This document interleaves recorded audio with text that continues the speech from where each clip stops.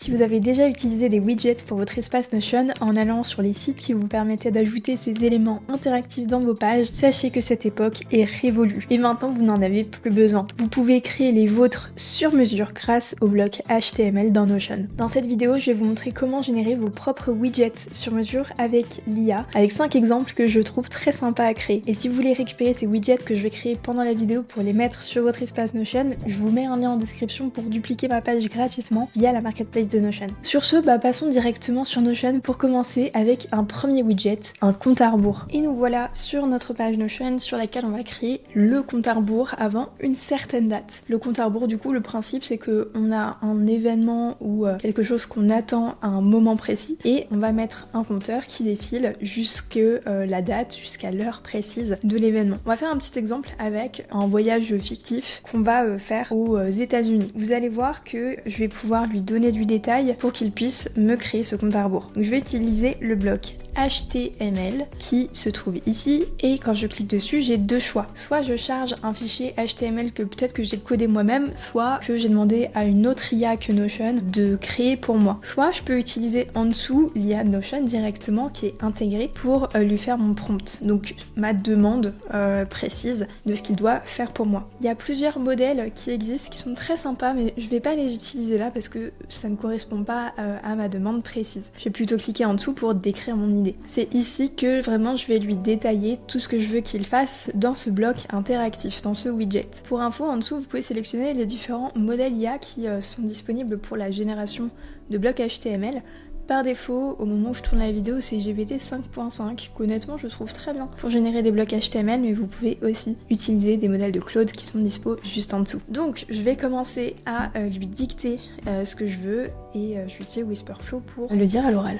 J'ai besoin que tu crées un compte à rebours qui va compter les jours, les minutes et les secondes restantes avant un voyage à New York, dont le départ serait le 18 octobre à 14h10. J'aimerais que visuellement tu fasses un compte à rebours qui est joli, qui intègre des éléments qui rappellent New York, qui rappellent les États-Unis, la thématique du voyage et que ça fasse beau sur ma page Notion. Voilà, on va voir ce qu'il nous fait avec ça. Moi je veux quelque chose de très visuel. Donc j'envoie ma demande et là on peut voir que le bloc HTML commence à être créé. Moi ce que je vous conseille de faire si vous voulez suivre un petit peu les étapes, c'est d'ici ouvrir la discussion pour que ça ouvre le chat sur le côté et que vous puissiez voir comment il avance sur la demande. Pendant cette vidéo, je couperai quelques moments d'attente parce que créer des widgets, ça peut demander parfois entre 2, 5, 10 minutes d'attente selon la complexité qu'on va lui demander. Et du coup, je vais pas vous faire attendre avec moi. Mais voilà, prenez ça en compte. Ce qui est intéressant, c'est que dans tous les cas, si vous partez sur une autre fenêtre, il continuera de travailler sans que vous soyez là. Donc sur ça, n'hésitez pas à lancer votre demande, le laisser travailler tranquillement et revenir dessus quelques minutes plus tard pour voir où il en est et éventuellement lui demander des ajustements s'il y a besoin. Donc sur ce, je coupe quelques minutes et je vous reprends quand il a terminé. Ça y est, mon widget est prêt, je le trouve trop cool. Alors l'avion est un peu bizarre, mais je vais l'agrandir un petit peu. Ah ok, oula, la statue de la liberté a une drôle de tête aussi. Mais j'apprécie l'effort, c'est pas mal. Donc là concrètement, il a mis le compteur avec chaque unité de mesure qui était dans des cases différentes. J'aime bien ce petit bandeau qui est au-dessus en haut. Et si je ferme ici le chat et que je mets la page en pleine largeur, ça rend même mieux. Parce que faut savoir que vos blocs HTML sont généralement responsive, c'est-à-dire que selon la taille de votre écran, elle va s'adapter. Donc là, je trouve que le résultat est super cool. Je vais le rétrécir un petit peu.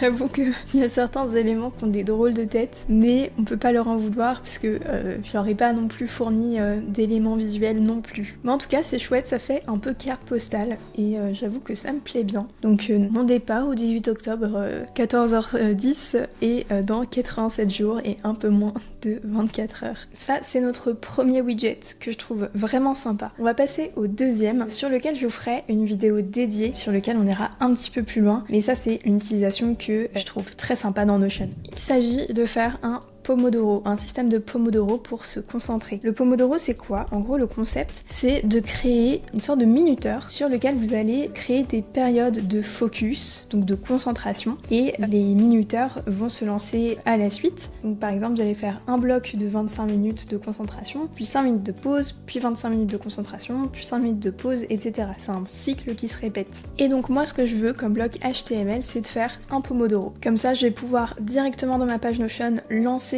des cycles et faire le suivi, potentiellement au-dessus de ma to-do list. Donc c'est parti, on va aussi lui faire un petit prompt là-dessus. J'aimerais que tu me crées un système Pomodoro qui va me permettre de lancer des minuteurs avec plusieurs sessions sur la méthodologie Pomodoro qui est bien connue. Idéalement, il faudrait que je puisse choisir le nombre de sessions que je vais faire et visuellement, j'aimerais bien quelque chose qui est proche des légumes, avec notamment des tomates, des couleurs rouge, orange, ce genre de choses, et que tu me fasses des éléments interactifs sur mon widget.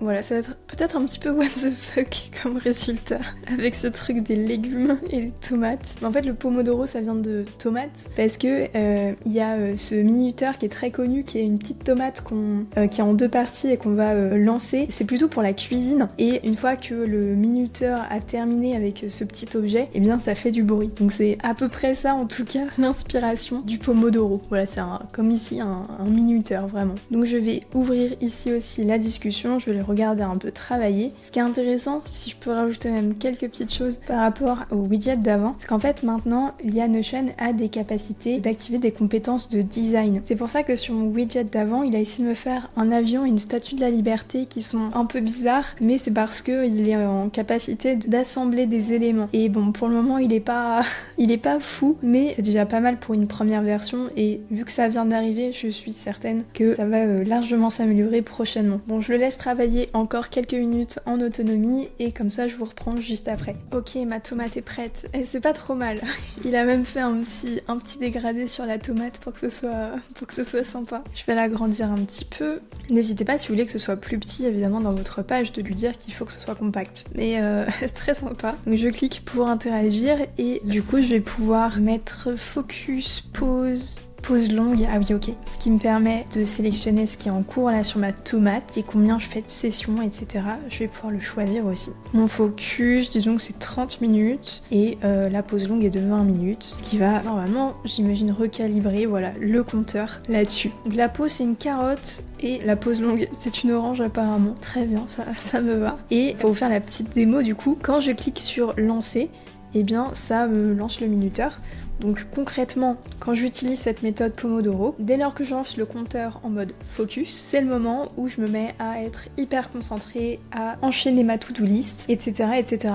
Et de ce que je vois, il y a même du coup la tomate qui se remplit au fur et à mesure que le temps avance sur le compteur. Ce qui est cool parce que ça permet de voir visuellement aussi à quel stade on a avancé. Et là en dessous, du coup, si je mets passer, je pense que ça va m'amener à la pause. Ouais, oh, des confettis, on adore. Et ma pause, je vais aussi pouvoir la lancer et ensuite passer à la session suivante, etc. C'est assez marrant ici, il m'a mis que ma tomate 1, mon Pomodoro numéro 1, a été cueillie. Et j'aime bien, il y a un petit côté légumes qui a bien été respecté, même si mon brief était un peu rigolo, j'avoue que j'aime bien. Si à un moment donné j'avais besoin de faire un ajustement sur mon Pomodoro, parce que disons qu'il y a des petits détails qui me vont pas, et c'est possible, j'ai toujours la possibilité de modifier mon widget. Et ça peut vous être utile si vous récupérez ma page Notion avec ces widgets là, comme ça vous pourrez aussi les ajuster. En résumé, quand j'ai mon widget qui est comme ça, je vais pouvoir recliquer sur l'assistant IA de Notion en haut et lui faire des retours. Par exemple, je peux lui dire: je trouve que le widget est super cool, par contre je voudrais bien que tu enlèves la phrase qui est en dessous de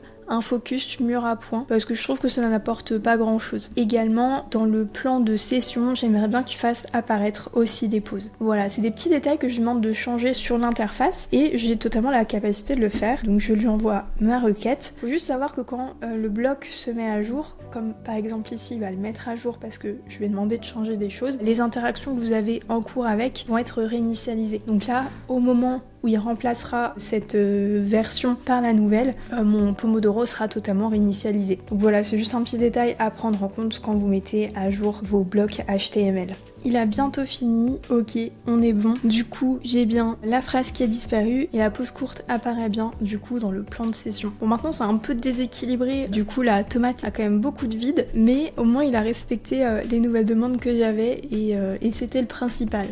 Maintenant qu'on a fait un super Pomodoro qui va nous aider à rester concentré, on va passer au troisième widget et ça va être quelque chose qui est peut-être un peu moins interactif mais qui est plus visuel. En gros, je sais que certaines personnes aiment beaucoup avoir sur leur page Notion, leur page d'accueil, les tableaux de bord, des éléments visuels qui rappellent leurs couleurs préférées ou des photos ou les couleurs d'une marque, etc. Et du coup, on peut aussi se servir de widgets pour faire ça. C'est parti, on repart sur du coup un bloc HTML et là, je vais à nouveau lui décrire ce que je veux. Dans cette page, j'aimerais que tu me fasses un bloc HTML qui affiche de façon assez jolie les couleurs principales de ma charte graphique et aussi quelques photos que je vais t'envoyer. N'hésite pas à me les demander. En termes de mise en page, je pense que j'aimerais bien peut-être des bulles avec les couleurs à l'intérieur, quelque chose qui me permet de consulter les palettes et quand je mets ma souris par-dessus la couleur, j'aimerais bien que ça m'affiche le code exact de la couleur pour que je puisse le copier-coller. Voilà, on va essayer comme ça. Les couleurs principales de ma charte graphique, moi je sais que je les ai écrites sur une page Notion que j'ai appelée Guidelines de marque. Du coup, cette page, je veux qu'il se base dessus, donc je fais un arrobase et je la mentionne. Comme ça lui donne du contexte. Notamment, je préfère que tu utilises les teintes de bleu qui sont mentionnées dans la charte. Voilà. Je vais lancer la demande et je vais attendre qu'il me demande les quelques photos que je voudrais qu'il intègre dans mon truc. Je vais aussi rajouter quelque chose comme tu peux faire en sorte que ça prenne la forme d'une sorte de galerie, mais faire en sorte que ce soit pas trop haut en termes de hauteur de bloc pour que je puisse tout voir d'un coup. Voilà, c'est assez spécifique, mais ça fait partie des choses où je me dis j'ai envie que le bloc soit visible sans que j'ai besoin de rentrer à l'intérieur ou de l'agrandir ou quoi que ce soit. Je vais ouvrir la discussion et a priori, on va voir s'il me le demande direct. Vu que je lui ai dit de me demander des photos, il est possible qu'il me le demande assez rapidement et qu'il attende ma réponse pour continuer. Mais en résumé, ce que je vais faire, c'est que quand il va me les demander, ici je vais pouvoir cliquer sur le plus et ajouter des photos et éventuellement des fichiers que du coup on va mettre sur le bloc HTML. Et dès lors qu'il a les fichiers, il peut les réutiliser pour mettre des choses à l'intérieur et ça c'est assez sympa. Je vois qu'il est en train d'avancer, pour le moment il m'a toujours pas posé de questions sur les photos mais il a bien recherché dans ma page Guidelines de marque pour trouver mes codes couleurs. De votre côté, si ça n'apparaît pas dans une page Notion particulièrement, ce que je vous conseille c'est que dans votre prompt initial, si vous voulez reproduire la même chose, donnez-lui les codes couleurs, donnez-lui vraiment toutes les infos dont il pourrait avoir besoin, comme ça dès lors qu'il a le contexte, il va pouvoir le créer pour vous. Après, si vous n'avez pas encore de code couleur ou quoi que ce soit, vous pouvez aussi très bien lui dire que vous voulez une palette de couleurs vertes, pastel, etc. Décrivez-lui simplement ce que vous voulez qu'il fasse et il pourra le créer. Bon, il a l'air d'avoir terminé le fichier sans m'avoir demandé mes photos, donc je lui rajouterai après. Et bah c'est pas mal, ça me fait effectivement une galerie. Ah, il m'a laissé un espace pour les photos en dessous. Ok, c'est pour ça.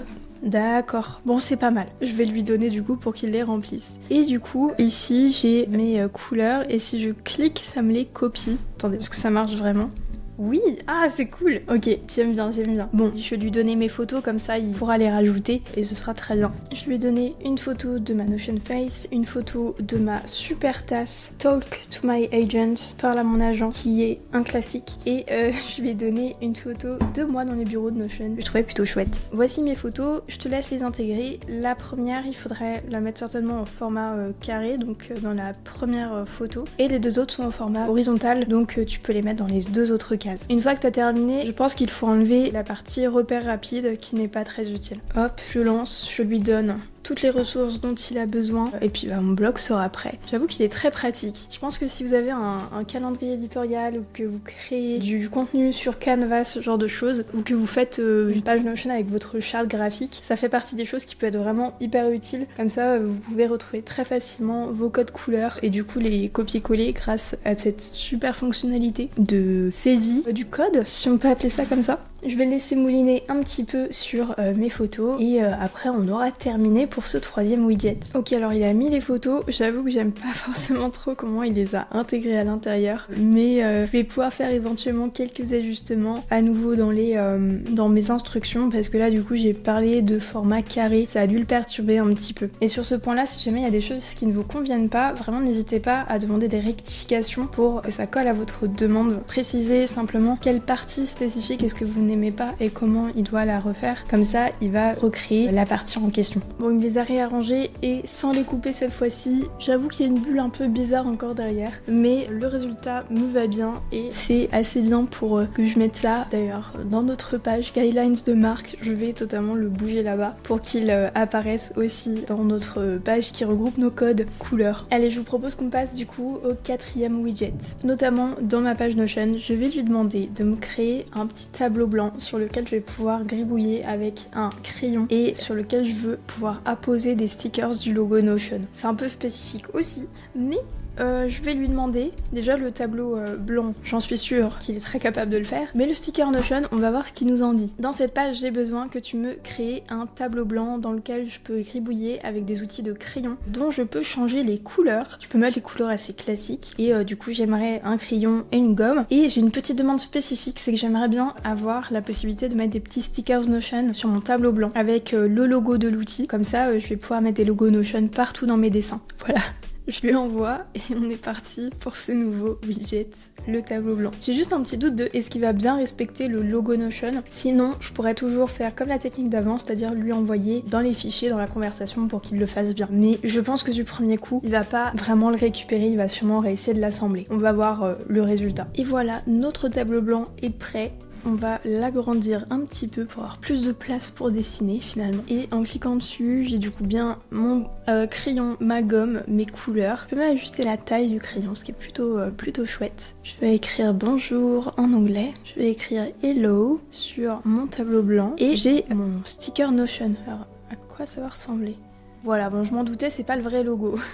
Mais il a fait au moins un petit effort, hein. Je pense que le N c'est le bon, c'est juste qu'il a pas trop capté quelle était la forme autour. Et si je fais un truc de... Ah, je peux gommer une partie du logo. Et du coup je peux gommer aussi là-dedans et ajuster la gomme finalement. Faut savoir un petit truc, c'est que dans le bloc HTML, sachez que ce que vous faites dans le bloc n'est pas synchronisé avec les autres utilisateurs et n'est pas non plus sauvegardé. Alors après peut-être que sur un tableau blanc, je pourrais me faire un module spécial pour lui dire que j'ai la capacité de télécharger le visuel qui est en train d'être fait. Mais en tout cas, en lui-même, ce que vous faites là-dessus ne va pas rester éternellement et surtout il n'est pas partageable. Utilise le logo Notion parce que là tu n'as pas fait le vrai logo. Voilà, ça me faisait un petit peu de peine quand même. On va lui demander de faire les choses bien. Mais en tout cas, ce bloc est quand même super chouette. J'aime bien cette idée de pouvoir gribouiller des choses dans ma page Notion, un truc qu'on ne pouvait absolument pas faire. Maintenant, c'est vrai que si on peut avoir quelque chose qui était vraiment intégré dans l'outil et pas juste un bloc HTML qu'on a fait un peu sur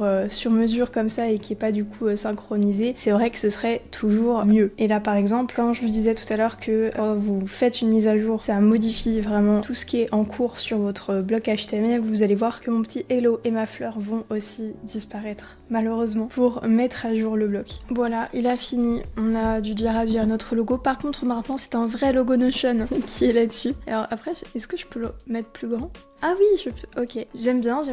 Je sais pas ce que je vais en faire, mais c'est pas mal du tout. Ça me fait un super assemblage de logo Notion sur ce tableau blanc, on adore. Bon, maintenant passons à notre cinquième et dernier widget. On va créer quelque chose d'assez classique dans la sphère des widgets Notion, une horloge. Et en l'occurrence, on va rester dans la thématique Notion. Je vais lui demander de me créer une horloge Notion avec le logo qui est intégré dedans d'une certaine manière. Dans ce bloc HTML, j'aimerais que tu me fasses une horloge analogue centré sur le créneau horaire de Paris. J'aimerais bien quelque chose d'un peu digital, pas du pixel art, tu vois, mais qui reste un peu à l'ancienne, rétro, et le tout en noir et blanc. Je vais te donner le logo de Notion, j'aimerais que tu l'intègres dans ton horloge et qu'il y ait des petites choses qui se passent, des easter eggs. Je te laisse choisir ce que c'est, et peut-être que quand on clique, il se passe quelque chose, ou il y a un bouton qui permet de changer changer un élément, bref, surprends-moi et fais-moi une horloge fonctionnelle aussi,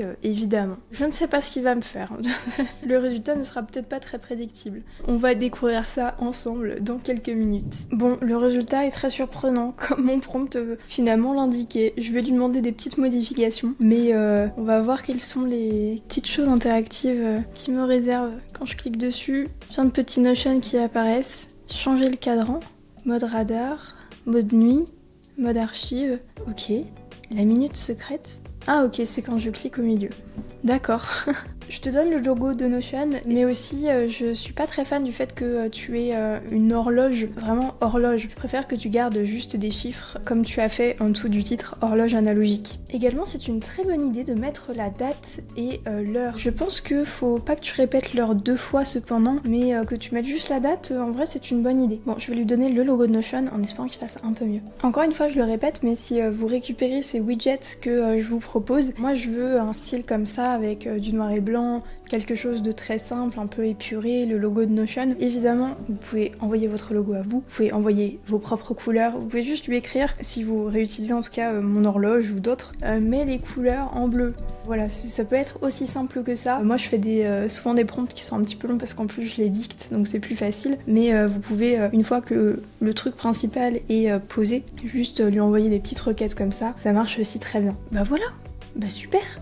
Le résultat me va très bien. Donc là... Ah cool, si je clique sur Notion, il se passe un truc. Et le mode discret... C'est quoi le mode discret? Affichage continu. Ah d'accord, ça change la façon dont c'est organisé quand je clique dessus. Ah c'est sympa, ok, c'est bien, ça me permet de personnaliser un peu l'horloge, selon ce qui me plaît bien. Bon, moi j'avoue que je suis plus team avec les 2 points, comme ça je suis sûre de ce qui se passe. Ça me va super, j'aime bien ce style. J'adore les petits pointillés qu'il y a derrière. Ça me rappelle un peu notre charte graphique. Je ne sais pas s'il est allé chercher là-dedans, ou c'est lui qui a proposé ça, mais c'est bien mon style et ça me plaît. Et voilà, j'espère que ces blogs vous plairont si vous les utilisez, ou bien que ça vous a donné de l'inspiration pour créer les vôtres. Si jamais vous récupérez mes blogs avec le lien en description, sachez que vous avez toujours la possibilité de les éditer et de les adapter assez facilement en faisant une demande à l'agent IA de Notion. Que ce soit pour mettre vos propres couleurs, vos typos, avoir une esthétique qui vous ressemble peut-être plus, vous pouvez totalement lui demander. Vous faites comme moi, vous ouvrez le chat et vous faites votre requête. Dites-moi en commentaire ce que vous avez créé comme bloc HTML dans Notion et n'oubliez pas de vous abonner à la chaîne pour suivre les prochaines vidéos. On se retrouve bientôt pour d'autres tutos et guides, dont quelques autres qui arrivent sur les blocs HTML. Je vous dis à très vite.